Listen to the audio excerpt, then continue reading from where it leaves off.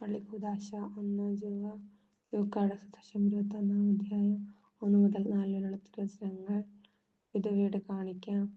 കാഹളം മുഴക്കി ദാനധർമ്മം നടത്തുന്നവരെയും വഴിക്കവലകളിൽ നിന്ന് നാലാൾ കാണുക ഉച്ചത്തിൽ പ്രാർത്ഥിക്കുന്നവരെയും ഉപസിക്കുന്നുവെന്ന് കാണിക്കാൻ ചാരം പൂശുന്നവരുടെയും കാപട്യ ജീവിതത്തെ യേശു നിശിതമായി വിമർശിച്ചു. ലൂക്ക 20:45-47, മത്തായി 6:1-8. ഇന്ന് ദേവാലയ ചതുരത്തിൽ മനുഷ്യരെ കാണിക്കാൻ വേണ്ടി വലിയ തുകകൾ കാണിക്കയായി ഇടുന്നവരെയും യേശു വെറുതെ വിടുന്നില്ല. ധാരാളത്തിൽ നിന്ന് നൽകപ്പെടുന്നതും ജീവവംശത്തിൽ നിന്ന് നൽകപ്പെടുന്നതും തമ്മിൽ വലിയ അന്തരമുണ്ട്.